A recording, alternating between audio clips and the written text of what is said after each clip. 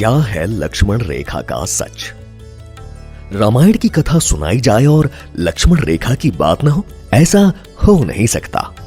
लेकिन क्या आप जानते हैं कि एक बहस आज तक चल रही है कि ऐसी कोई रेखा थी भी या नहीं। मैं हूं निशांत और आप सुन रहे हैं मेरे प्रभु राम। इस शो में हमने आपके लिए बटोरी है रामायण की अनसुनी कहानियां। इस महागाथा के कई रूप हैं और ऐसे ढेर सारे किस्से हैं जो शायद आपने अपनी दादी नानी से भी नहीं सुने होंगे। तो चलिए जानते हैं रामायण का एक और दिलचस्प किस्सा।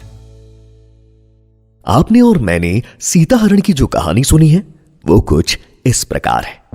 मां सीता के कहने पर श्री राम एक सुनहरे हिरण का शिकार करने जंगल में गए।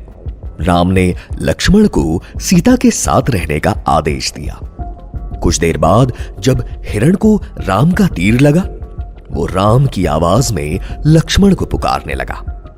हिरण के रूप में आए हुए मारीच राक्षस को राम ने पहचान लिया, लेकिन तब तक बहुत देर हो चुकी थी। लक्ष्मण, लक्ष्मण!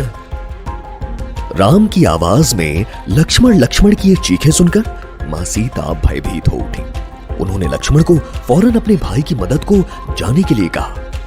लक्ष्मण जाने से हिचकिचाने लगे क्योंकि वो अपने भाई की ताकत जानते थे, लेकिन मां सीता ने अपनी आज्ञा पर जोर दिया और लक्ष्मण को भी राम की चिंता होने लगी।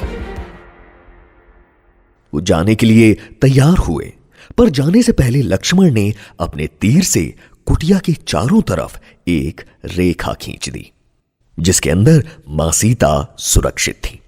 लक्ष्मण के जाने के बाद रावण एक साधु का भेष धर के कुटिया पर आया और साधु को भिक्षा देने के लिए सीता को लक्ष्मण रेखा लांघनी पड़ी और तब रावण ने सीता का हरण कर लिया।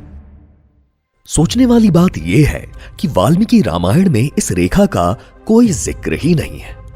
वाल्मीकि रामायण सबसे मूलभूत और प्रतिष्ठित रामायण मानी जाती है। इसी के आधार पर रामायण के दूसरे रूप लिखे गए हैं।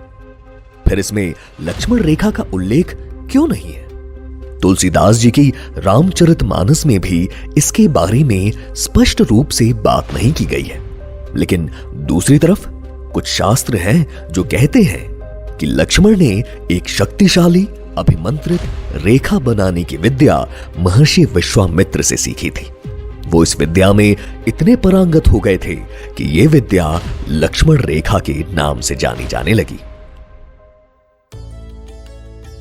तो कैसी लगी आपको रामायण की कहानी? बताइए हमें हमारे official Instagram handle @redfm podcasts पर। मिलते हैं एक और अद्भुत किस्से के साथ। जय श्री राम।